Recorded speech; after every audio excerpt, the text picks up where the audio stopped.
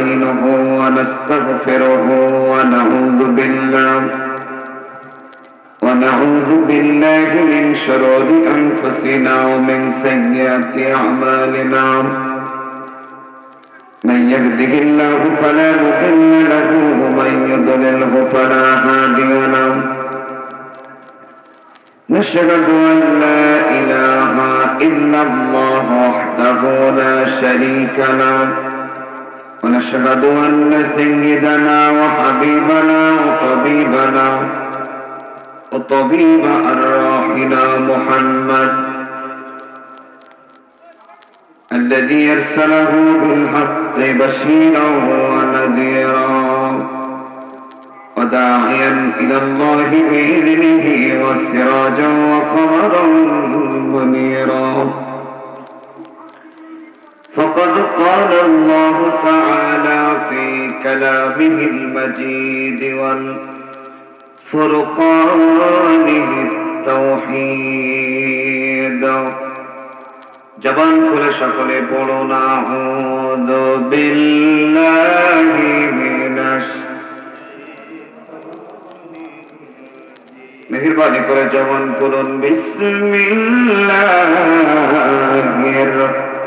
রহমানির রহিম ইন্নাল্লাহা ওয়া মালাইকাতাহু يصلون على النبي يا أيها الذين آمنوا صلوا عليه وسلموا تسليما الحمد لله বাংলাদেশের ঐতিহ্যবাহী জেলা মানিকগঞ্জ বাগুটিয়া দৌলতপুর হিলফুল ফজল যুব সমাজের যুব সংঘের উদ্যোগে ঐতিহ্যবাহী ষষ্ঠ বাৎসরিক মহাবিশ্বের মহাবিশ্বয় মহাগ্রন্থ আল কোরআনুল কারীমের মাহফিলের সম্মানিত বরণীয় শ্রদ্ধাভাজন সভাপতি সাহেব, সর্বজন শ্রদ্ধাভাজন ব্যক্তিত্ব, বিশিষ্ট আলেমে দ্বীন জনাব মাওলানা বাকিবিল্লাহ সিদ্দিকী সাহেব, আজকের আলোচনা করেছেন সম্মানিত আলোচকবৃন্দ।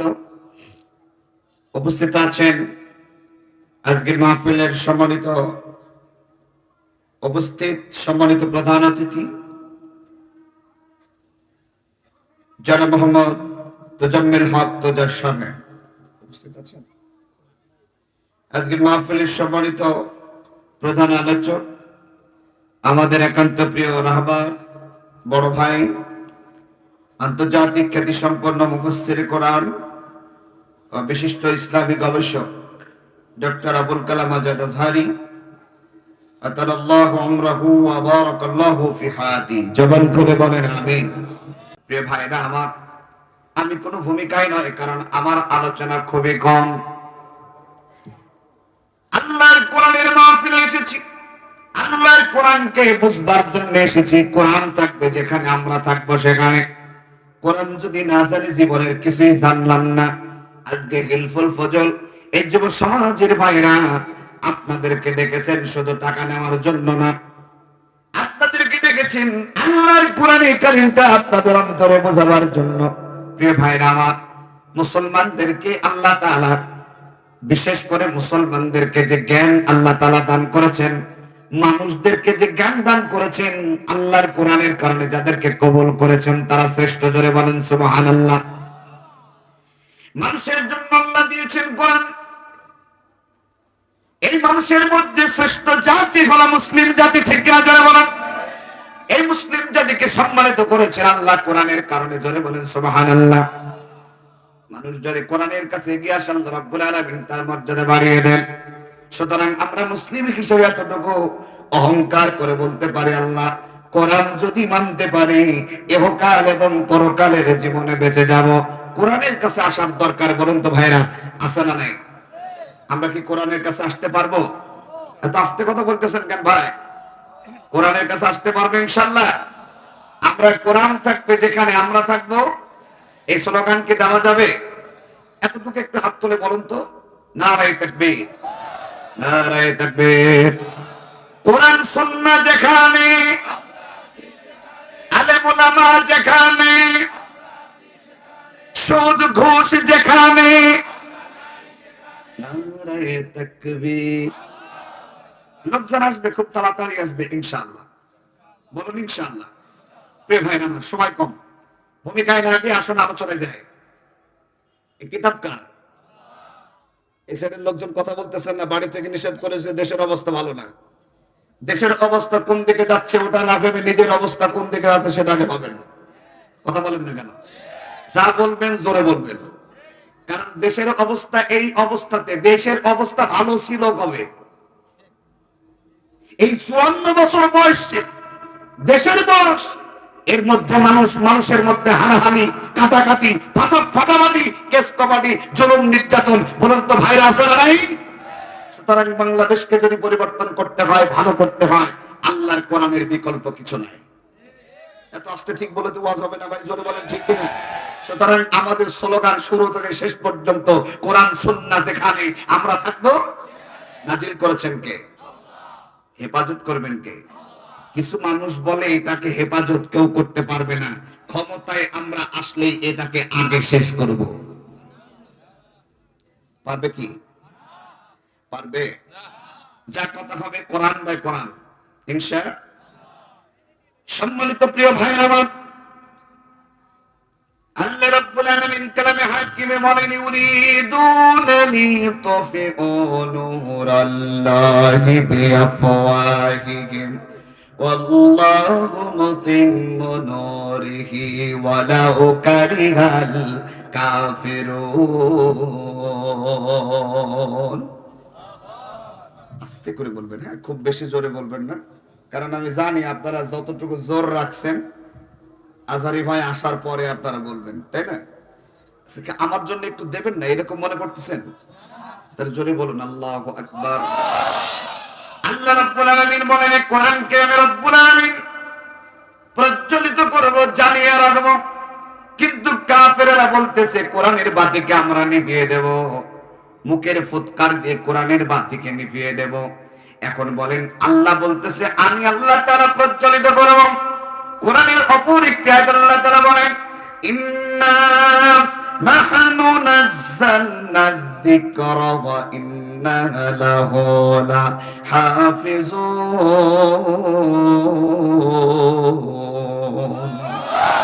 আল্লাহ তাআলা বলেন, এই কোরআনকে সৃষ্টি করেছি, নাজিল করেছি, প্রেরণ করেছি আমি আল্লাহ। প্রেরণ করে নাজিল করে ছেড়ে দেই নাই। এই কোরআনকে সৃষ্টি যে আমি আল্লাহ তাআলা করেছি, এটার হেফাজতের দায়িত্ব আমি আল্লাহ তাআলা নিয়েছি। সুতরাং কেউ যদি মনে করে কোরআনের বাতিকে নিভিয়ে দেব, তাহলে সে ভুলের জগতে বাস করতেছে, কারণ কোরআনের বাতি মোমের বাতির মতো নয়, ফু দিলেই নিভে যাবে। কোরআনের বাতি এত সহজ নয়, ঠিক কি না বলে?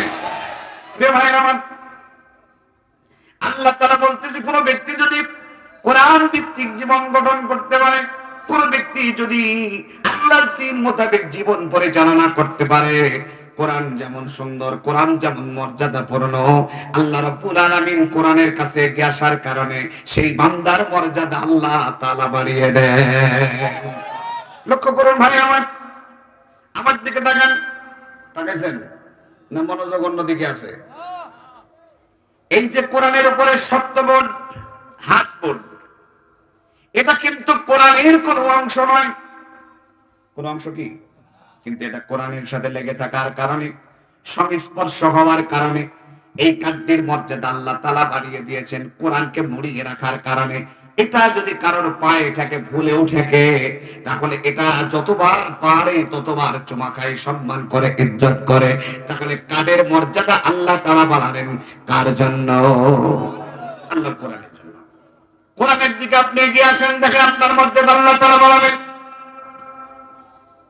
কোরআনে সত্য কথা আছে, সত্যের পক্ষে থাকবেন, সত্য কথা বলবেন, সত্যের পক্ষে জীবন পর্যন্ত যদি চলে যায় তাও দেবেন।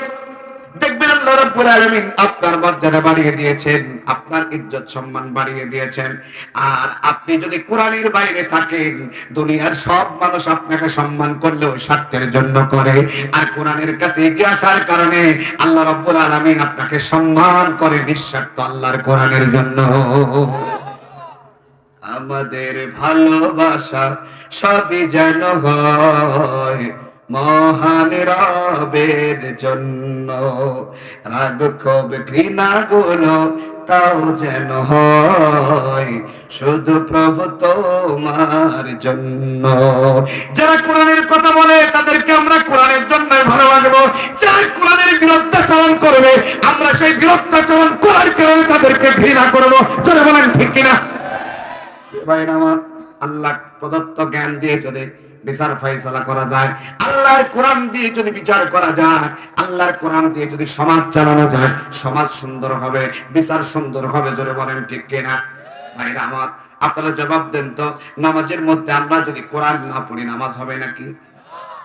যারা না বলতে পারলেন না তাদের হয়।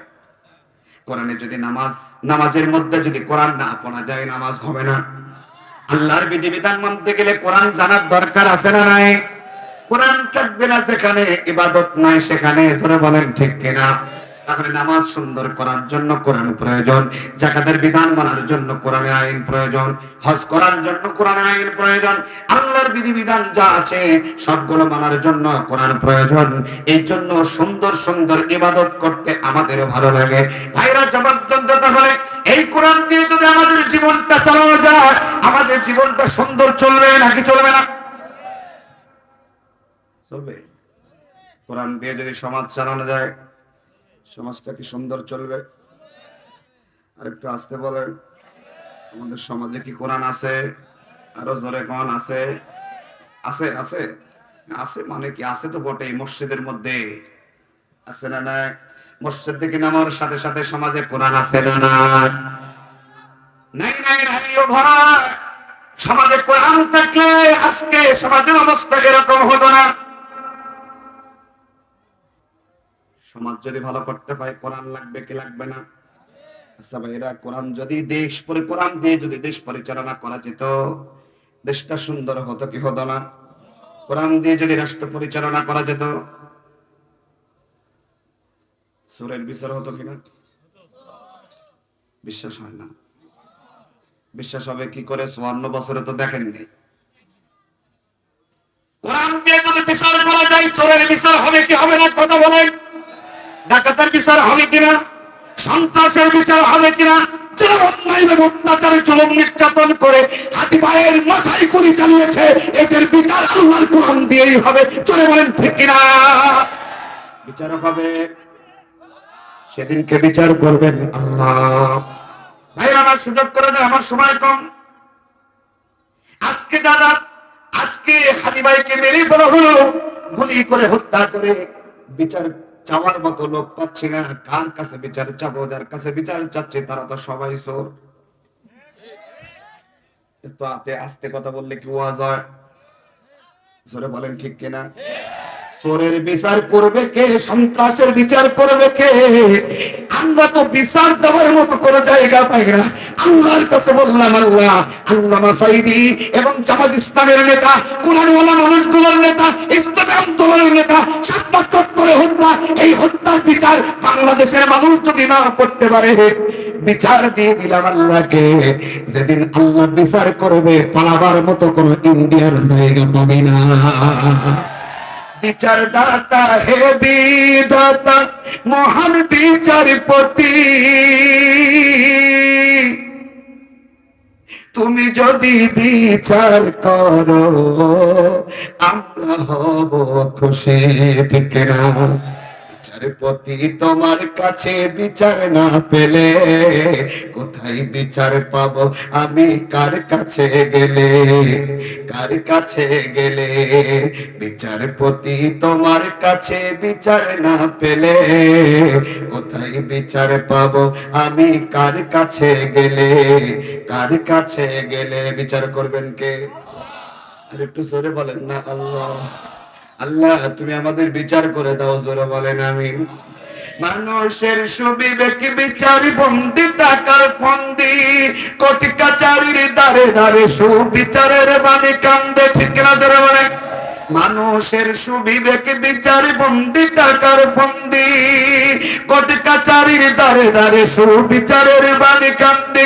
কত দোষীরা দেখি ছাড়া পেয়ে যায়, কত দোষীরা দেখি ছাড়া পেয়ে যায়। আমি মোলামা জেলে কোথায় বিচার পাবো? আল্লাহ কার কাছে গেলে, মৌলা কার কাছে গেলে? বিচারপতি তোমার কাছে বিচার না পেলে কোথায় বিচার পাবো? আমি কার কাছে গেলে, কার কাছে গেলে? দুনিয়ার কেউ বিচার না করতে পারলেও বিচার করবেন কে? আল্লাহর কাছে বিচারে দিলে আমার আল্লাহ কখনো বান্দাকে নিরাশ করে না। দুনিয়াতে বিচার না পেলেও আখিরাতে আমরা সচক্ষে দেখবো ইনশাআল্লাহ। আল্লাহ যেন কবুল করে। আরো জোরে বলেন আমিন। আমি গুনাহগার হতে পারি, আমার দোয়া কবুল না হতে পারে, আপনাদের দোয়া কবুল হবে। আমার সামনে যুবকেরা বসা, আমার সামনে মুরব্বীরা বসা, একজন কাজ বন্ধার কারণে হয়তো আমাদের দোয়া কবুল হবে ইনশাআল্লাহ। চোর কখনো চোরের বিচার করতে পারে না। এর জন্য আমরা চাই আল্লাহ প্রদত্ত জ্ঞান দিয়ে যেন বাংলার জমিনকে চালানো হয়। আল্লাহ তুমি কবুল করে নাও। স্বপ্ন দেখি নাই, স্বপ্ন দেখার সাহস হয় না। বাংলাদেশে আমরা একটা নতুন স্বপ্ন দেখতেছি। আল্লাহ স্বৈরাচারের বাচ্চারা যেভাবে পালাইছে, এই বাংলাদেশে নতুন কোন স্বৈরাচার আসুক, এটা আমরা চাবো না। আমরা চাবো আল্লাহর জন্য, দেশের মানুষের জন্য যারা কাজ করবে আল্লাহর কোরআন দিয়ে এমন একটি সরকার বাংলার জমিনে আসুক। কারা কারা চান? দুটি হাত তুলে আল্লাহকে দেখা। লিল্লাহি তাকবীর, লিল্লাহি তাকবীর। আমার নেতা, তোমার নেতা, নারায়ে তাকবীর। 7 লোকের শাসন চাই, আল্লাহর আইন চাই। নারায়ে তাকবীর। আল্লাহ যেন কবুল করে। জোরে বলেন আমিন। এটা আমাদের মনে স্বপ্ন জাগেনি? আল্লাহ প্রদত্ত জ্ঞান দিয়ে যারা বিচার ফয়সালা করেছে, তারা শুধু মানুষের বিচার করে না। এ ভাই ওঠেন কেন?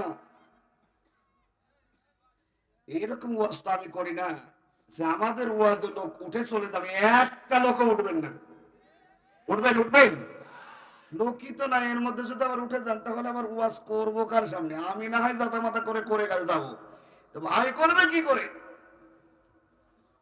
সম্মানিত ভাই আমার, আল্লাহ প্রদত্ত জ্ঞান দিয়ে যারা বিচার ফয়সালা করেছে তাদেরকে কেউ ধ্বংস করতে পারেনি, কিয়ামত পর্যন্ত পারবে না। বলুন ইনশাআল্লাহ। দুটি হাত তোলে ইনশাআল্লাহ। ইনশাআল্লাহ। আল্লাহ যেন কবুল করে। এই যে বারবার হাত তোলাচ্ছি, ঘুম আসবে না, ঘুম আসতেও দেওয়া যাবে না। আল্লাহ প্রদত্ত জ্ঞান দিয়ে যারা বিচার ফয়সালা করেছে, তারা শুধু চোরের বিচার, সন্ত্রাসের বিচার, চাঁদাবাজের বিচার না। আল্লাহ প্রদত্ত যারা, আল্লাহ প্রদত্ত জ্ঞান দিয়ে যারা বিচার ফয়সালা করেছে, তারা বাতাসের পর্যন্ত বিচার করেছে। আপনারা জানেন না কি ঘটনা? শোনেননি কোনোদিন? ইতিহাস আপনারা জানেন, মুসলিম হিসেবে ইতিহাস আপনাদের জানার কথা। আমার দিকে তাকান, আমি ওদিকে আলোচনা রেখে এসেছি। আল্লাহ চান কোরআনের বাতিকে প্রজ্বলিত করবে, কাফেররা চায় মুখের ফুৎকার দিয়ে কোরআনের বাতিকে নিভিয়ে দেবে। কিন্তু আল্লাহ বলতেছেন, আমি আল্লাহ প্রদত্ত জ্ঞান দিয়ে যারা দেশ পরিচালনা করবে তাদেরকে কেউ শেষ করতে পারবে না, এবং তাদেরকে বাঁচিয়ে রাখবো আমি আল্লাহ তাআলা। শুধু চোরের বিচার না, তারা বাতাসের পর্যন্ত বিচার করেছে। লক্ষ্য করুন আমার দিকে, গভীর মনোযোগে লক্ষ্য করুন। এদিক ওদিক তাকাবেন না, শুধু আমার দিকে তাকিয়ে তাকাবেন। একজন যুবক ছেলে রাস্তার পাশে বসা, ওই রাস্তা দিয়ে একটা ভিক্ষুক মহিলা হাই হতাশা নিয়ে রাস্তা দিয়ে যাচ্ছেন, আর চিন্তা করতেছে আল্লাহ আমার আজকে কি হবে। হাই হতাশা মানে তিনি কপাল দাবড়াচ্ছেন আর বলতেছেন, হাই হাই আমার এ কি হলো, হাই হাই আমার এ কি হলো। কে ভাইরা আমার, যুবক ছেলেটা সেই বুড়িকে ডেকে বলল, হে বুড়ি তোমার কি হয়েছে? কয় বাবা, আমি একজন ভিক্ষুক মানুষ, আমি ভিক্ষা করে কিছু খাবার পেয়েছিলাম, আটা পেয়েছিলাম, আমার হাতে একটা গামলা ছিল, গামলা ভিতরে কিছু আটা ছিল, এই আটা নিয়ে বাড়ির দিকে যাচ্ছিলাম, হঠাৎ আমার হাত থেকে আটা আর গামলা উড়ে চলে গেল। এই জন্য চিন্তা করলাম আটা আর গামলা যদি উড়ে চলে যায় তাহলে আজকে আমি কি খাবো আর পরিবারকে কি খাওয়াবো? মনোযোগ আছে তো আপনাদের? একেবারে সব ঠিকঠাক আছে তো? মাশাআল্লাহ। এই জন্য আমি চিন্তা করছিলাম, হায় হায় আমার কি হলো। যুবক ছেলেটা তাকে বুদ্ধি দিয়ে দিল, হে বুড়ি আমি তোমাকে বুদ্ধি শিখাই দিই, শুনে নাও। তুমি যদি এখন রাজার দরবারে গিয়ে এই বিচারটা দাও তাহলে তুমি সঠিক বিচার পাবা, কারণ এই দেশের রাজা আল্লাহ প্রদত্ত জ্ঞান দিয়ে বিচার করে। সুবহানাল্লাহ বলবেন না? আল্লাহ প্রদত্ত জ্ঞান দিয়ে বিচার করলে বিচার পাওয়া যাবে কি যাবে না? জোরে বলেন, যাবে কি যাবে না? কারণ আল্লাহ প্রদত্ত জ্ঞান দিয়ে যারা বিচার করে তাদের অন্তরে কার ভয়? আরো জোরে, আরো জোরে বলেন। মাশাআল্লাহ। সম্মানিত মুসলমান ভাইরা আমার, ছেলেটা বুদ্ধি দিয়ে দিল, রাজার দরবারে যাও, গিয়ে বলো, হে রাজা সাহেব আমার হাতে একটা গামলা ছিল, গামলার ভিতরে কিছু আটা ছিল, ভিক্ষা করে বাড়ির দিকে যাচ্ছিলাম, হঠাৎ আমার হাত থেকে আটা আর গামলা বাতাসে উড়িয়ে নিয়ে গেছে। আমি আপনার কাছে এসেছি, আপনি আটা আর গামলা বাতাসে উড়িয়ে নিয়ে গেল, আপনি বাতাসকে ডেকে বিচার করে দেন কেন আমার আটা আর গামলা নিল।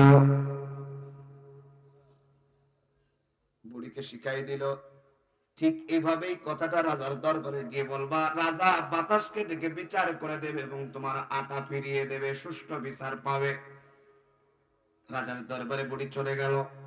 রাজার দরবারে গিয়ে বললেন, হুজুর আমার একটা অভিযোগ আছে। কি অভিযোগ? কয় এই অভিযোগ। অভিযোগটা কি? আপনাদের মনোযোগ শুধু আমার দিকে আকর্ষণ করার জন্যই প্রশ্নটা করলাম, যে আপনারা আসলেই শুনতেছেন কিনা। বিচার চাচ্ছে বাতাসের, কেন আমার আটা আর গামলা নিয়ে গেল? বাতাসকে ডাকেন, বিচার করে দেন। আপনি বলেন মানুষ কি পারে বাতাসের বিচার করতে? আপনারা বলতেছেন না। কিন্তু আল্লাহ যদি সাহায্য করেন, মানুষের শক্তি এমন দিয়েছিলেন বাতাসের পর্যন্ত বিচার করেছে। একটু জোরে বলা যাবে কি সুবহানাল্লাহ? রাজার দরবারে গেলেন, যাওয়ার পর বললেন, হুজুর এই ঘটনা, আপনি বাতাসকে ডেকে বিচার করে দেন। রাজা তার কথা শুনে তাকে 5 কেজি আটা দিয়েছে। বুড়ি চরম খুশি, আল্লাহর কাছে বলতেছে, আল্লাহ ছেলেটার সাথে যেন আমার দেখা হয়, কারণ তাকে একটু ধন্যবাদ জানাতে হবে। রাজার দরবারের সামনেই দেখতেছেন ছেলেটা সেখানে বসা। গিয়ে বলল, বাবা তোমাকে ধন্যবাদ, তোমার কথা মতো গিয়েছিলাম বলে আমি 5 কেজি আটা দিয়েছি। ছেলেটা বলতেছে, তুমি 5 কেজি আটা পাওয়ার সংবাদটা আমাকে শুনিয়ে কোনো লাভবান হতে পারলে না, কারণ আমি তোমাকে আটা দেওয়ার জন্য দরবারে পাঠাই নাই। আমি তোমারে পাঠাইছি দরবারে বাতাসের বিচার চাওয়ার জন্য। আমি আটা তো নিয়ে আসতে দেব না। দরবার থেকে আবার গো ব্যাক রাজার দরবারে। রাজা বলল, হে বুড়ি তুমি আবার এসেছো, বুঝলাম না। কয় হুজুর আমার আটার দরকার নাই। কি করে দেন? বাতাসের বিচার করে দেন। বুড়িকে এবার আরো 10 কেজি আটা দিয়েছে। কয় কেজি হলো? হিসাব ঠিক আছে তো? 15 কেজি আটা পাওয়ার পর বুড়ি তো চরম খুশি। রাজার দরবারের সামনে দেখছে ছেলেটা আবার বসা। ছেলেটা বলতেছে, আমি আটা নিতে দেবো না, আবার করে যাও। এবার দিছে আরো 15 কেজি। তো ওই 5 কেজির বেলে যেরকম সুবহানাল্লাহ বলেছিল, এখন তো 30 কেজি। সুবহানাল্লাহ জোর একটু বাড়াই দেন। কিছু লোক বসে আছে তাও সুবহানাল্লাহ বলেন না। আমি জানি আপনারা কেন বলতেছেন না। 30 কেজি আটা পাওয়ার পর বুড়ি আল্লাহর কাছে দোয়া করতেছে, আল্লাহ ছেলেটার সাথে যেন আমার আর একবার দেখা হয়, কারণ ঘুরলে পাওয়া যাচ্ছে। কিন্তু ঘুরতে ঘুরতে ঘুরতে 30 কেজি। আল্লাহর কাছে দোয়া করল, রব্বুল আলামিন ছেলেটার সাথে যেন আমার আর একবার দেখা হয় গো আল্লাহ। আল্লাহর কাছে বান্দা চাইলে আল্লাহ তাআলা ফেরত দেন না। জোরে বলেন ঠিক কিনা? তুমি মিটাও সকল চাওয়া, দুদিন আগে পরে তোমার কাছে সকল পাওয়া সবই তোমার তরে, তোমার পথে চললে সবাই আসবে যে সুদিন, তোমার দয়ায় পূর্ণ আমার সারা নিষেদিন। আল্লাহ তুমি দয়ার সাগর রহমান রহিম, তোমার দয়ায় পূর্ণ আমার সারা নিষেদিন। লা ইলাহা, মোহাব্বতে ভাই কৃপণ তো করবেন না আল্লাহর হস্তে, মোহাব্বতে লা ইলাহা। যারা দাঁড়িয়ে আছেন বসার জন্য অনুরোধ করছি। ইল্লাল্লাহ জরে লা ইলাহা,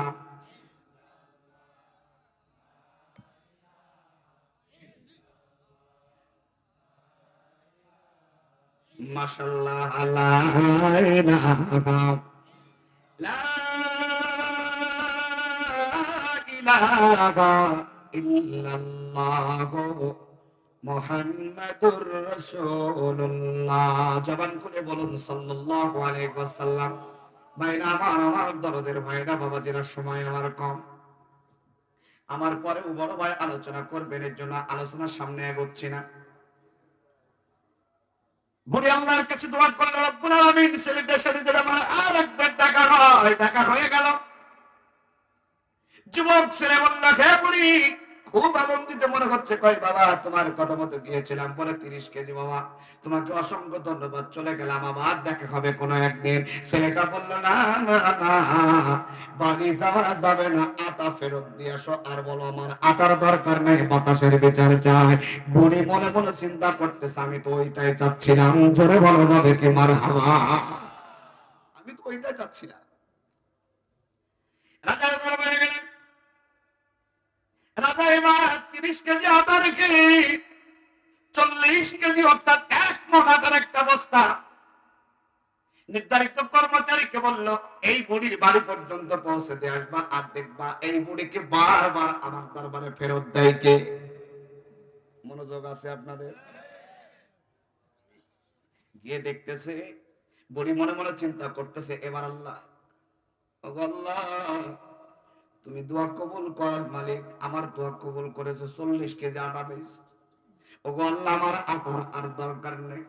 এবার আমি দোয়া করতেছি, আল্লাহ ছেলেটার সাথে যেন আমার আর দেখা না হয়। কেন বলেন তো? ভয় পাচ্ছে। কয়েকবার গেছি, বুড়ি বলতেছি না, আশঙ্কা করতেছি এবার যদি যাই ঘুরে যা, আমাকে আটা তো দেবে না। তার মানে বাংলা প্রবাদ বাক্য আছে, আমও যাবে সালাও যাবে। তিনি চিন্তা করলেন, না এভাবে হবে না, আমি রাজার দরবারে যাব না। ওই ছেলেটা যদি আমাকে যেতেও বলে তাও যাব না। রাজার দরবার থেকে বাহির হয়ে দেখতেছে ছেলেটা সেখানে বসা। ছেলেটা বলল, কে বলি, কয় মন আটা পেয়েছো? কতটুকু আটা পেয়েছো? কয় বাবা এবার পেয়েছি 40 কেজি। কয় তোমাকে আর যাওয়া লাগবে না, তোমার আটা সহ এবার তুমি আমার সাথে চলো। আমি বর্ণনা কোনো কিচ্ছা বলছিলাম, আপনারা শুনে অবাক হবেন। যেই রাজা, ওই দেশের যিনি রাজা বিচার না করে আটা পাঠিয়ে দিচ্ছিলেন, তিনি আল্লাহর পয়গম্বর হযরত দাউদ আলাইহিস সালাম। আর যে যুবক বারবার ফেরত দিচ্ছিলেন, তিনি সুলাইমান আলাইহিস সালাম। দাউদ নবী এবং সুলাইমান নবীর সম্পর্ক হলো বাপ বেটা। নারে তাকবীর! রাজার দরবারে নিয়ে গেলেন, যে বলতেছেন, আব্বা জান, এই ছেলেটা আপনার কাছে চায় কি? বলেন তো কি চায়? আপনারা তো এলাকায় নেই মনে হয়। কি চায়? বাতাসের বিচার চায়। আপনি দিচ্ছেন কি? আটা। কই বাবা, আমি বিচার করলে করতে পারতাম, কিন্তু আমি প্রথমে 5 কেজি আটা দেওয়ার পর এই মেয়েটা, বুড়ি মেয়ে যখন ঘুরে আসলো, আমি চিন্তা করলাম কোনো না কোনো কাহিনী আছে বাবা। চিন্তা করেন, একটা কথা আপনাদেরকে বলতে চাই, বাবা যদি বিচারপতি হয়, একেবারে মেম্বার থেকে শুরু করে একেবারে রাষ্ট্রপ্রধান পর্যন্ত, বাবা যদি সঠিক বিচার না করে আর ছেলে যদি প্রতিবাদ করে, বাবা বিচার করা হয় না, এই যদি হয় সমাজের অবস্থা, কোরআনের পাখিগুলো এইভাবে অন্যায় ভাবে দুনিয়া থেকে বিদায় হতো না। মেম্বার চুরি করে, তার পক্ষের লোকজন বলে এই হলো একের মেম্বার। কথা হয় না? মেম্বার দিয়ে উদাহরণ দিলাম, মেম্বার, চেয়ারম্যান, এমপি, মন্ত্রী সবারই একই অবস্থা। কতক্ষণ ঠিক না বেটে? এই জন্য এবার আর ভুল হবে না, ভুল হবে না, জায়গা মতো বসাই দেব কোরআনওয়ালা মানুষগুলোকে ইনশাআল্লাহ। কারণ এখন আরো তো চলে না, কথা বলেন ঠিক কিনা?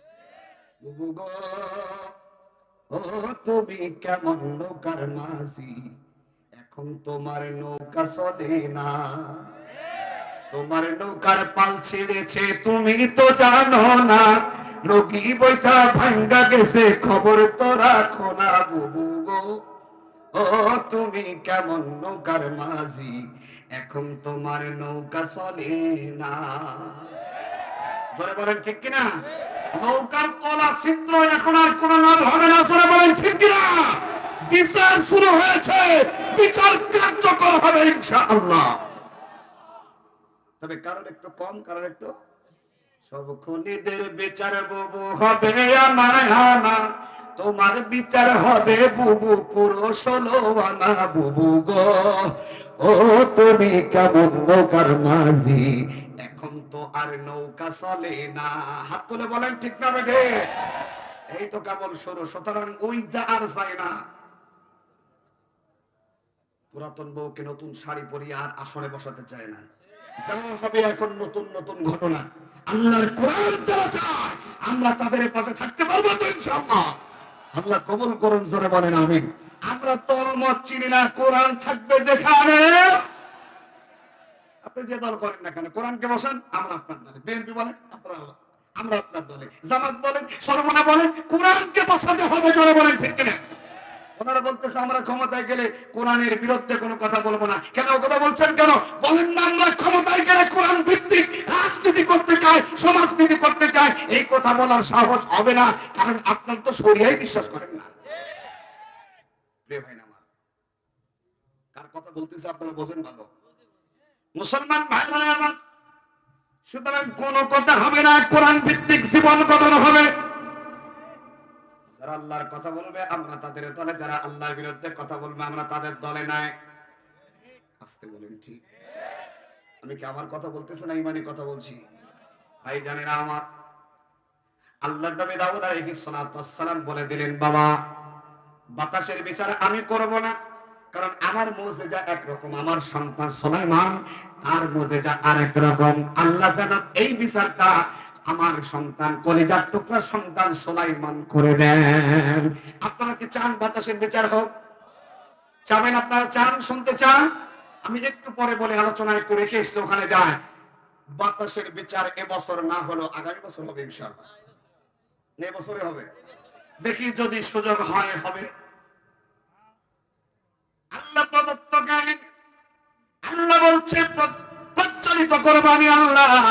কোন কাফেরের বাচ্চা, কোন মুশরিকের বাচ্চা কোরআনের বাতিকে নিভাতে পারবে না, কারণ এটার হেফাজতের দায়িত্ব আমি আল্লাহ তাআলা নিয়েছি। জোরে বলেন ঠিক কিনা? আর ইমানদার বান্দারা এই পথে থাকবে যত, তার ইমানের চেতনা বাড়বে তত। আমি বলছি আল্লাহ রাব্বুল আলামিন বলেন, وَإِذَا تُلِيَتْ عَلَيْهِمْ آيَاتُهُ زَادَتْهُمْ إِيمَانًا وَعَلَى رَبِّهِمْ يَتَوَكَّلُونَ। ইমানদার বান্দা আল্লাহর কথা শুনলে তাদের কলিজা ঠান্ডা হয়ে যায়, আল্লাহর কথা শুনলে তাদের ইমানটা বেড়ে যায়। ইমান আছে যার, ইমান বাড়ে তার, যার ইমান নাই তার বেড়ে যাওয়ার সম্ভাবনাও নাই। যাদের ইমান আছে কোরআনের আলোচনা যত শুনবে তার ইমান বৃদ্ধি হবে। ইমান যখন বেড়ে যায় আল্লাহর গোলামের অন্তরে ভয়, আল্লাহর ভয় দুনিয়ার স্বৈরাচারের বাচ্চার হয় না। যারা সত্য পথে চলে, যারা সত্য কথা বলে তাদের অন্তরে কার ভয়? আমাদের অন্তরে কার ভয়? আরো জোরে কার ভয়? আল্লাহর ভয় যাদের ভিতরে, দুনিয়ার লোভ লালসা তার কাজে লাগে না, কাজে আসে না। জোরে বলেন ঠিক কিনা? রাতের আধারে যারা সিজদাতে রয়, দু চোখের স্রোতে নদী যেন বয়। ছলনার হাত ছানি যতই আসুক, পিছনে ফিরে সে তাকায় না। ও যাদের হৃদয়ে আছে আল্লাহর ভয়, তারা কবু পথ ভুলে যায় না। আল্লাহর প্রেম ছাড়া এই দুনিয়ায় কারো কাছে কোনো কিছু চাই না, কারো কাছে কোনো কিছু চাই না। নারে তাকবীর। আমাদের অন্তরে কার ভয়? আরো জোরে বলেন, কার ভয়? আল্লাহর ভয় যাদের অন্তরে, দুনিয়ার মানুষের ভয় থাকে না তার অন্তরে। জোরে কোন ঠিক কিনা? তারা চাই মুখের ফুৎকার দিয়ে কোরআনের বাতিকে নিভিয়ে দিবে। তার কারণ কি? কিসের ফুৎকার? আল্লাহ বলতেছে তারা নিভাতে পারবে না যতই ফুৎকার দেখ না কেন, কারণ আমি আল্লাহ তাআলা এটাকে বাঁচিয়ে রাখবো। যদি আগুন লেগে ধ্বংস হয় পৃথিবীর সব বইয়ের দোকান, বিশ্ব থেকে হারাবে না পবিত্র কোরআন। আস্তে করে বলবেন মারহাবা। জোর একটু বেশি হয়ে গেল না? মানে আস্তে বললে জোরে বলে, সারা দুনিয়ার নিয়ম।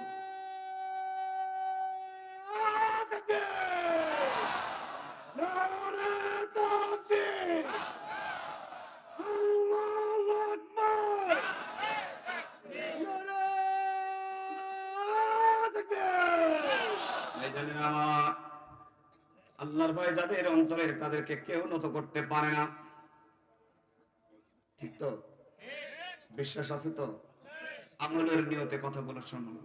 আমাদের অন্তরে দুনিয়ার কোন মানুষের যদি ভয় হয়, মরতে হবে। মানুষের ভয় না থাকলেও কথা হয় না, মরতে তো হবে। সুতরাং যদি মরতে হয় আল্লাহর ভয় নিয়ে মরাটাই মনে হয় সবার জন্য ভালো। কথা বলেন ঠিক কিনা? সুতরাং এখান থেকে একটা আমল নিয়ে নেন। আল্লাহর ভয় যদি অন্তরে না থাকে, মরলেই জাহান্নাম। কোন পরিচয় সেদিন কাজে লাগবে না।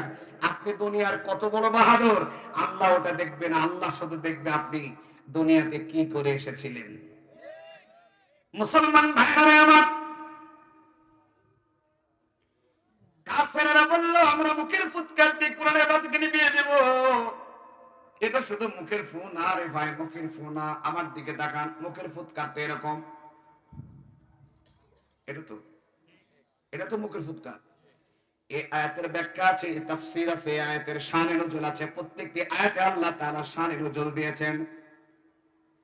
আল্লাহর নবী মুহাম্মদ সাল্লাল্লাহু আলাইহি ওয়াসাল্লাম ইতিপূর্বে আপনারা শুনেছেন ইকবাল জিহাদি বা কোরআনের দাওয়াত দিলে কি হয় সে ব্যাপারে আপনারা আলোচনা শুনেছেন না? এবার লক্ষ্য করেন, আমার নবীজি দাওয়াত গ্রহণ করেছিলেন এই দুনিয়াতে কত বছর বয়সে? 40 বছর। জোরে বলেন কত বছর? 40 বছর বয়সে নবুয়ত প্রাপ্ত হলেন। নবীজি প্রথম দাওয়াত দিলেন, ইয়া আইয়ুহান নাস কুলু লা ইলাহা ইল্লাল্লাহ তুফলিহুন। হে দুনিয়ার মানুষেরা, হে দুনিয়ার মানুষেরা, আমি মুহাম্মদ তোমাদেরকে সফলতার কথা বলতে চাই। তোমরা যদি এই সফলতার কথা একবার মানতে পারো, তোমরাই সফলতা অর্জন করবা। শুধু তোমাদের কাজ হলো বলবা লা ইলাহা। জোরে বলো লা ইলাহা। আর জোরে লা ইলাহা, লা ইলাহা ইল্লাল্লাহ। এই দাওয়াত দেওয়ার সাথে সাথে আমার নবীজি প্রথম দাওয়াত দেওয়ার সাথে সাথে নবীজি উপহার পেলেন। তাব্বান লাকালি হাযা জামাতানা ইয়া মুহাম্মদ। আপন চাচা বলল, মুহাম্মদ তুই খুব তাড়াতাড়ি ধ্বংস হবে, কারণ এতদিন তুই ভালো মানুষ, এতদিন তুই সত্যবাদী, এখন কেন রাজনীতি শুরু করেছিস? মানে সত্য কথাটা তাদের কাছে রাজনীতি মনে হয়। আছে না নাই? প্রিয় ভাই আমার, বাবা দিরা আমার নবীকে পাথরের আঘাত মারলেন। আমার নবীজি পাথরের আঘাত পেয়ে প্রথম পুরস্কার পেয়ে গেলেন, সংবর্ধনা পেলেন। ও নবীর উম্মতেরা, নবীর মতো মানুষ কোরআনের দাওয়াত দিয়ে পাথরের আঘাত খাবে, আর তোমরা শুধু মিষ্টি খেয়ে জান্নাতে যাবা। জান্নাত এত সোজা না। তুমি মেসওয়াক করা ফজিলত তো জানো, খাবার শেষে মিষ্টি মুখের হাদিসটাও মানো। আছে না নাই? জোরে বলেন আছে না নাই? সুবিধাবাদ জিন্দাবাদ, যেই দল ক্ষমতায় যায় সেই দল তার হয়। আছে না নাই? তুমি মেসওয়াক করা ফজিলত তো জানো, খাবার শেষে মিষ্টি মুখের হাদিসটাও মানো। শুধু হক কথাটা উচ্চ উচ্চ স্বরে বলতে পারো না, অন্যায় দেখে বারুদ হয়ে চলতে পারো না, শুধু হক কথাটা উচ্চ স্বরে বলতে পারো না, অন্যায় দেখে বারুদ হয়ে চলতে পারো না। কেমন মুসলমান তুমি একটু বলো না, কেমন তোমার ঈমান একটু বলো না। লিল্লাহে তাকবীর। তোমাকে তো মুসলমান শুধু নরম থাকলে হবে না, যেখানে নরম সুন্নাহ মানার সেখানে নরম সুন্নাহ মানবে, মানে যখন মিসওয়াক করার তখন মিসওয়াক করবে, যখন মিষ্টি খাবার তখন মিষ্টি খাবে, আবার যখন কালিমাত দাওয়াত দিতে গিয়ে জালেম শাসকের পক্ষ থেকে আপনার নামে মামলা আসবে, হামলাও আসবে, প্রয়োজনে জেল খাটতে পর্যন্ত হতে পারে, ফাঁসির কাষ্ঠ পর্যন্ত উঠতে হতে পারে, তখন সেই সুন্নাত মানতে গিয়ে পালানো যাবে না।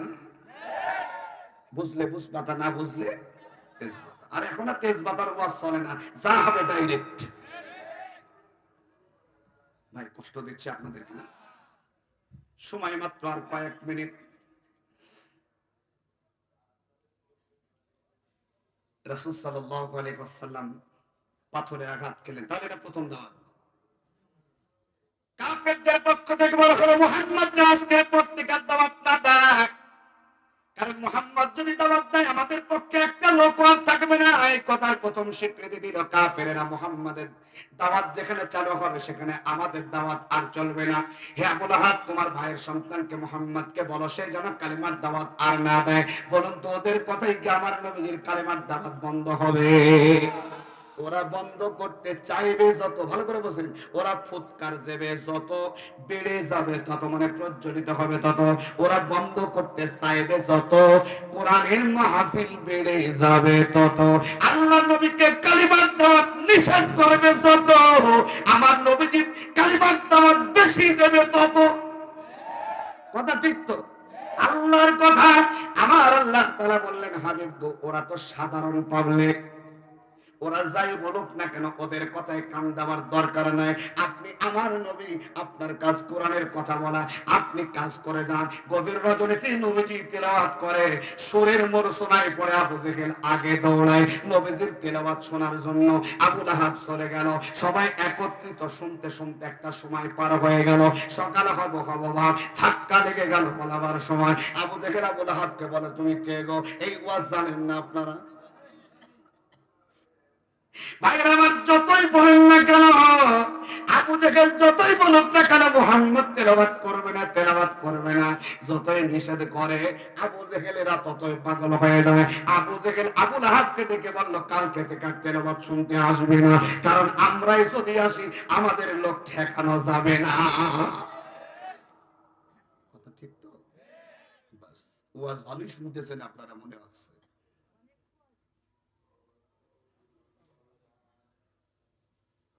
রাতে আবার তেলাওয়াত শুরু হয়ে গেল। তেলাওয়াতের সুরটা একটু মনোমুগ্ধকরী হয়। দেখবেন আজানের শব্দগুলো সব মুয়াজ্জিন একই রকম দেয় শব্দ, কিন্তু সুর একরকম হয় না। আপনার গ্রামের মসজিদের মুয়াজ্জিন সাহেব আজান দেয়, ওনার কণ্ঠে ওটা ওনার মতো হয়, আল্লাহু আকবার, আল্লাহু আকবার। এখান থেকে আপনি বাইতুল মুকাররমে যাবেন, ওখানে বেছে বেছে নেয়, বেছে বেছে মুয়াজ্জিন ইমাম গুলো নেয়, ওখানে সুরটা আর একটু ভালো নেওয়ার চেষ্টা করে। ওখানকার মুয়াজ্জিনের সুর ওখানকার মতো, আল্লাহু আকবার, আল্লাহু আকবার। আপনি যদি মক্কা মদিনায় যান, সেখানে সুরে একই সুরে আজান দেয় নাকি বাংলা ভাষায় দেয়? মানে আমার গ্রাম থেকে একটা মুরব্বী মানুষ টাকা হয়েছে, হজ করতে গেছে, মূর্খ মানুষ, বাড়িতে আসার পর মাসারে বসে জিজ্ঞেস করতেছে, বাবা, কেউ বলছে চাচা, আচ্ছা মক্কা মদিনায় কি বাংলায় কোনো কথা হয় না? কই বাংলায় হয় না, তবে দুইটা জিনিস দেখলাম বাংলায় বলে। কিরকম? বলছে মুয়াজ্জিন সাহেব যখন আজান দেয় ওইটা বাংলায় বলে, আর ইমাম সাহেব যখন সূরা ফাতিহা পড়ে ওইটা বাংলায় মানে। বুঝতে পারছেন কথা? আসলে কি বাংলায় বলে? নিজের এলাকার ইমাম, নিজের মসজিদের ইমাম যেভাবে তেলাওয়াত করে, নিজের এলাকার মুয়াজ্জিন যেভাবে আযান দেয়, ওখানে ওইভাবেই শুনছে, ও বলতেছে এটা মনে হয় বাংলায় হবে। আসলে কি বাংলায়? ওখানে যাবেন, একটু বেছে বেছে নেয়, সেখানকার চমৎকার সুর, আল্লাহু আকবার, আল্লাহু আকবার। কষ্ট হয় না? একটু জোরে বলেন আল্লাহু আকবার। আমি বোঝাতে চাচ্ছি আল্লাহ তাআলা তার এই শব্দগুলো কখনো পুরাতন করবেন না, এটা চিরতর নতুন, কখনো পুরাতন হয় না। জোরে বলেন আল্লাহু আকবার। কিন্তু দুনিয়ার একটা গান একবার গাইবেন, দ্বিতীয়বার গাইলে আর ভালো লাগবে না। সাকি আসতেছে, এসছে, মাশাআল্লাহ, একটু জিকির করে লা ইলাহা। বাইরে কষ্ট যদি না হয় একটু জোরে পড়ুন সুবহানাল্লাহ।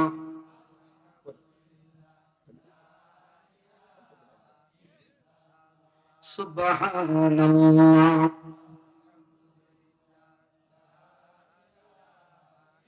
দিন থাকিতে বন্ধবেলা, কাজে লাগবে সন্ধ্যাবেলা, অন্ধকার গহীন কবরে থাকবে তুমি একলা, লা ইলাহা ইল্লাল্লাহ। জোরে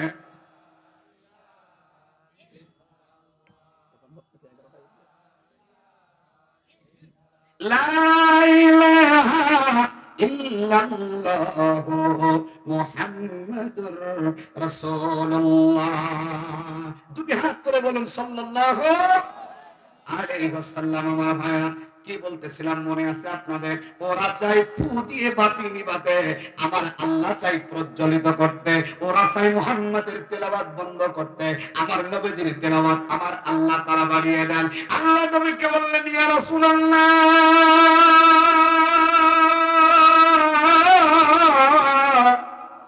ও নবী, চিন্তা করো না, তোমার পাশে আমি আছি, আমি আল্লাহ আছি। আলাম ইয়াজিদিকা ইয়াতীমান ফাআওয়া। নবী হে, এই দুনিয়াতে আমি তোমাকে এতিম অবস্থায় নিয়ে এসেছি, এখন তোমাকে ছেড়ে চলে যাব না। তোমার কাছ তেলাওয়াত করা যতই ওরা নিষেধ করুক না কেন। আবু জেহেল বলল, কালকে আর আসবা না। আবু জেহেল আগে গেল। আবু জেহেল মনে করলো ওরা কেউ যাবে না, আজকে আমি একা যাব। আবুল হাত মনে করলো নেতা তো যাবে না, আজকে আমি একা যাব। পাতি নেতা চেনেন আপনারা? পাতি নেতা চেনেন?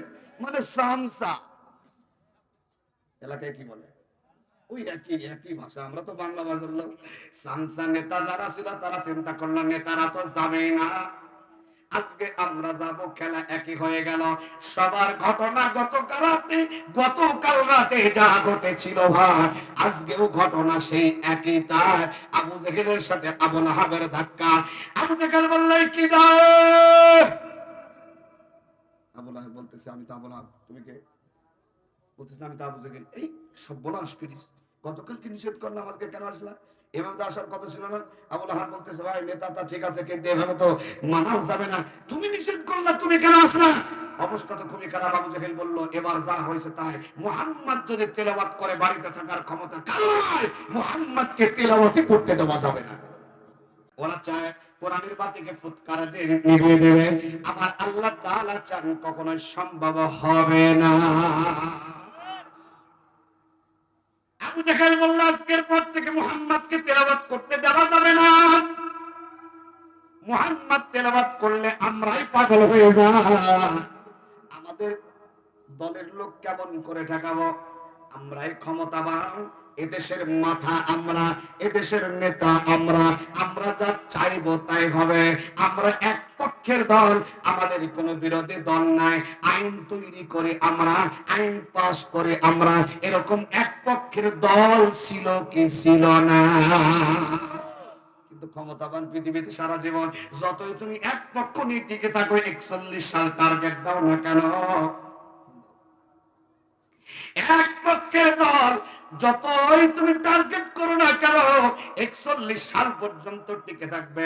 বলুন তো ভাইরা, ওরা যদি চায় আমরা কিয়ামত পর্যন্ত টিকে থাকবো, আল্লাহ যদি বলে না কিয়ামত পর্যন্ত, দূরের কথা 24 সালেই তোমার পতন হবে। আরে আল্লাহ চাইলে কত কিছু সম্ভব হয়, নাকি বলেন? আল্লাহ কি চাইলে হয় না? বিশ্বাস হয় আপনাদের? আহারে, গণভবনটা এখন ফাঁকা, সময় আর নেই, সামনের দিকে অগ্রসর হতে পারলাম না।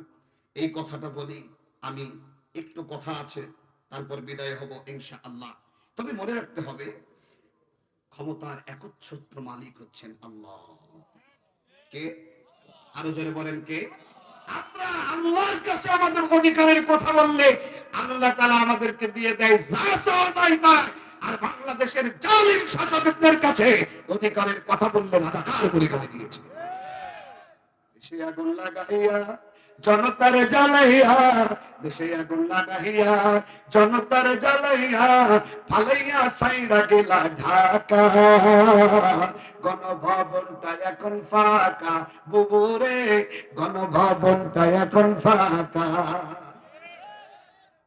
না থাকা বলবো না, রাগ করতেছেন আপনারা? তুমি অধিকারের কথা বললে বলেছিলে রাজাকারে, দেশবাসী বুঝে গেল তুমি বড় স্বৈরাচার। তুমি অধিকারের কথা বললে বলেছিলে রাজাকার, দেশবাসী বুঝে গেল তুমি বড় স্বৈরাচার। তোমার নাই যে শরম লাজ, তুমি বলোই না তোরবাজ, তুমি তোমার নাই যে শরম লাজ, তুমি বলোই না তোরবাজ।